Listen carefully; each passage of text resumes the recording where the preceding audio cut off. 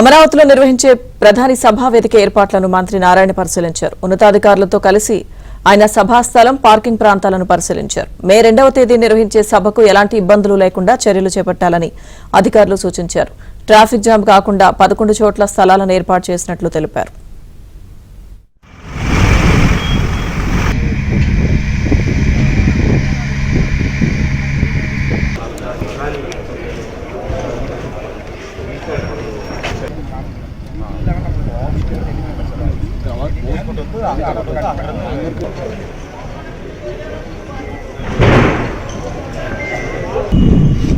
సభకు ఎలాంటి ఇబ్బందులు లేకుండా చర్యలు చేపట్టాలని అధికారులు సూచించారు.